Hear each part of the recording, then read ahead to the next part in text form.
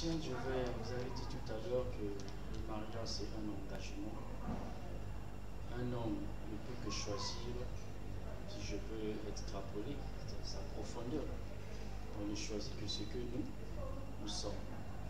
Je vais poser la question, mais vous ne m'avez pas vraiment répondu à cette question. Je réitère sur la question. Quelqu'un qui choisit une femme, on dit que la profondeur appelle la profondeur. Mon problème, c'est que pourquoi après 20 ans plus tard, la même personne qui dit que j'avais fait un mauvais choix. C'est ça vraiment la question. Je veux qu'on explique un peu aux enfants de Dieu. Certainement ici nous avons des jeunes frères, des jeunes soeurs qui veulent s'engager sur le chemin du mariage. Il y a certains peut-être qui ont peur pour dire si je m'engage aujourd'hui après 20 ans, je n'arrive plus à vivre avec la même femme. Déjà chez nous les chrétiens, le divorce n'est pas permis. On arrivera aussi sur le divorce. Alors je veux que vous expliquiez un peu. Merci beaucoup, Frère Lionel. J'avais peut-être répondu, mais peut-être pas en profondeur sur ce point-là. Mais je l'avais un peu. Mais je dirais ceci. Si quelqu'un aujourd'hui se marie et après 20 ans dit ceci que j'avais fait un mauvais choix, papa, attends combien? Que tu attendais seulement 1 an, 2 ans, 3 ans, 4 ans, jusqu'à te pour dire que tu as un mauvais choix. Est-ce que tu peux te regarder toi-même? Non. J'aimerais dire à ce frère-là ou à cette dame-là, tu peux te regarder toi-même. Souvent, dans le parcours que nous avons entamé, ça ne sera pas toujours en rose. Non. Or, aujourd'hui, les gens veulent que, comme c'était le premier jour, ça soit aussi jusque non. Il y a des hauts et des bas. C'est comme une marche chrétienne. Même quand Dieu s'engage avec l'homme aujourd'hui, il fait passer l'homme dans des terrains pour lui donner la maturité. Simplement, quand les gens disent qu'après 20 ans, moi j'avais fait un mauvais choix, je poserai d'abord la question à ce monsieur-là. Est-ce que réellement tu avais aimé la femme? Ou pourquoi tu attendais 20 ans? Parce qu'il y a une chose qui a manqué à ce monsieur-là. Il a oublié quelque chose, que la vie a beaucoup de choses. Et que chaque année, une personne peut changer. Chaque année, beaucoup de choses peuvent changer. Aujourd'hui, par exemple, je donne un exemple. Après 20 ans, vous avez eu combien d'enfants? Je vais te raconter une histoire, une petite histoire, entre guillemets. Il y avait une dame, c'était en Europe. Cette femme-là s'est mariée avec un monsieur pendant près de 18 ans de mariage. Ils avaient un enfant de 16 ans. Et un beau jour, ça allait, mais ça n'allait pas. Hein. Ça marchait comme tous les couples européens, ils sont pour eux, les occidentaux, ils sont pour eux. Hein. Ils se comprennent. Or, l'homme ne comprenait pas au fond. L'homme était arrivé à un point où il avait côtoyé une autre femme à son service. Et il se sentait plus aimé par cette femme-là. Il sentait que cette femme-là était attentionnée, s'occupait de lui. Il se dit non, ça veut dire 18 ans de mariage avec cette dame-là. J'avais faussé. Est-ce que vous comprenez? Il n'avait pas eu le temps de causer avec sa femme. Pourquoi? C'est pour ça que le dialogue dans un foyer est... Attention, le dialogue est très important, mais la compréhension est mieux. Attention. On peut dire souvent le dialogue est bien. Et la compréhension, oui, tu peux dialoguer, mais on ne comprend pas. Et quand vous dialoguez et vous ne comprenez pas, ça ne marchera pas. Il faut qu'il y ait un dialogue qui vous amène à une compréhension.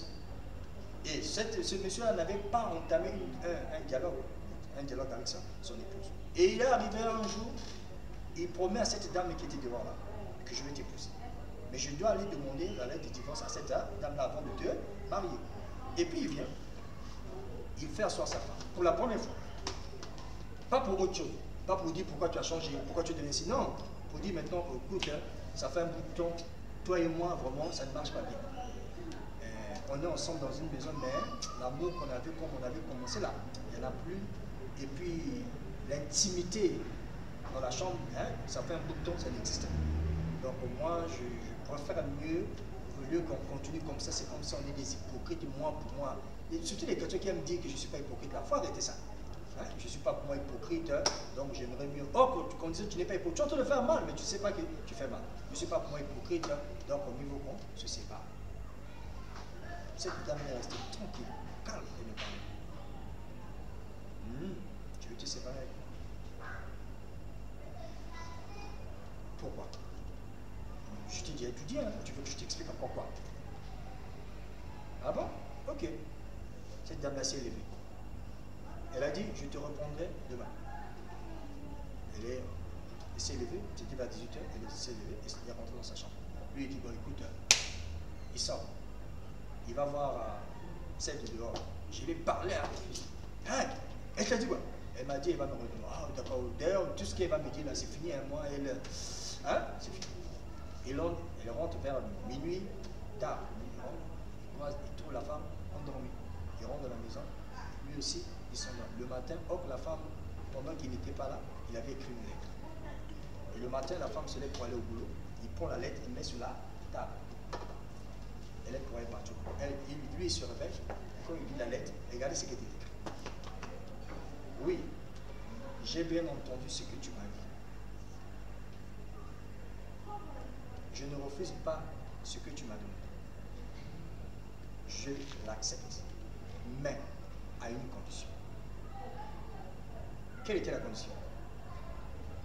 Tu sais, j'aimerais, avant de signer la lettre de divorce, que tu puisses me faire ce que tu me faisais avant, quand on s'était marié. Quand on s'était marié, comment ça s'est passé quand on s'était marié? Quand on était rentré dans notre... Après la chambre, hein, quand on a fini notre nuit de noces, nous sommes rentrés, tu me soulevais, tu m'amenais dans la chambre. Et le matin, tu me prenais dans la main, tu m'amenais à table à manger, on mangeait ensemble. Donc je veux, et tu rentrais à 18h. Je te demande seulement pendant 2 semaines. Tu le fais dans 2 semaines.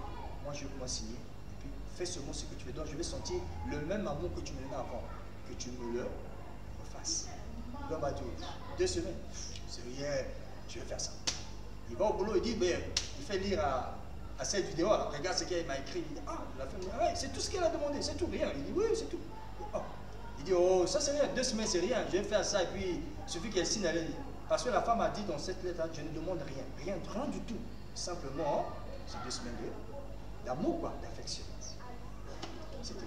Il dit, bon, à partir de dimanche, toi et moi, on se voit, les heures de travail, mais après 18h, pas question parce que je dois d'abord remplir là-bas pour que je revienne à toi. La femme a dit, ok, j'accepte, vas-y. Le premier jour, il soulève la femme. Quand il soulève la femme, lui-même l'homme dit, ah, j'ai soulevé le poids qu'elle avait avant. C'est comme si elle n'avait plus ce poids-là. C'est comme si elle avait perdu plus de 10 kilos. Ah, mais elle est devenue légère, mais qu'est-ce qui se passe? Et pour la femme, elle dépose. Ça se faisait comme ça. Et puis, quand il rentrait à la maison, tu vois, elle me dit, quand tu vois l'enfant, faut que tu me souris, me faire des petits câlins. Or que leur enfant préparait le bac. Est-ce que vous comprenez? Maintenant quand l'enfant rentrait à la maison, il voyait l'harmonie qu'il ne voyait pas avant. Il commence à voir cette harmonie revenir à la maison. Oh, l'enfant maintenant était émerveillé, très content. Et l'enfant commençait à se concentrer pour bosser sur ses études au lieu de penser aux parents pendant 1 semaine. 5e jour, 6e jour, le mari fait la même chose. Après, le mari est arrivé une fois, le 6e jour, il est arrivé au boulot, c'était un samedi. Oh, mais qu'est-ce que je suis en train de faire? Le même amour que je donne à celle-là. Celle-là, depuis que j'ai commencé à faire ça, je sens encore beaucoup d'affection pour ma femme. La femme dit, oh, mais chérie, toi, attends d'abord, laisse-moi d'abord, j'ai autre chose. Donc, il commence à éviter la femme du dehors. Parce que l'affection, là, pendant 5 jours qu'il avait avec sa femme, ça commence à redorer l'amour qu'ils avaient. C'est pour ça que la Bible dit dans le livre de Malachie 2. Reviens à l'amour de ta jeunesse. Si je peux le dire ainsi, l'amour de la jeunesse. Donc, il a repris leur amour de jeunesse. Et le 6e jour, le mari là dans le pays dit non, aujourd'hui je dois rentrer à la maison. Mais cette fois, je dois acheter un bouquet de fleurs pour montrer mon amour. Non, je voulais perdre ma femme. Tu sais ce qu'il est en train de dire? Non, demander divorce. Non, je ne veux plus demander divorce. Je veux dire à ma femme de me pardonner et je ne veux plus demander parce que je sens que ma femme reste ma femme. Donc, il avait repris simplement l'amour qu'il avait avant, pendant 18 ans. Et en revenant, et puis quand il est revenu à la maison, il toque la maison était ouverte. Chérie, tu es où? Donc, personne. Mais qu'est-ce qui se passe? Il vient trouver la femme au lit. Il dit, chérie, il bouge la femme est couchée. Qu'est-ce qui se passe? Et la femme, avant de mourir, avait écrit une lettre. Si je n'ai pas voulu accepter le divorce, c'est à cause de notre fils. Et il prépare le bac. Si toi et moi on se sépare et que notre fils plutôt, n'avait pas réussi au bac, on devait dire que c'est notre séparation qui a fait que l'enfant ne puisse pas réussir. 2. Je suis malade depuis, ça fait 5 ans. Je suis atteint du cancer. et le conseil, je suis en phase finale. Et je ne voulais pas, si on demandait le divorce, je demandais le divorce, j'acceptais le divorce, et qu'on divorçait, et qu'après notre divorce, et que je mourrais, les gens allaient dire que c'est toi qui m'as tué. Je ne voulais pas que cela soit suite à l'homme est tombé là. Je demanderai à cette personne qui dit que 20 ans après, il n'y a plus d'amour. Est-ce qu'il a le même amour qu'il avait avant envers sa femme ou envers son femme? Si c'est le même amour, je ne crois pas qu'il dirait que j'ai fait la chose. Vraiment, vraiment, nos téléspectateurs, c'est une histoire très, très touchante. J'espère que vous qui nous suivez aussi, vous qui venez à peine de télécharger notre vidéo, vous allez remarquer que c'est très touchant, très choquant.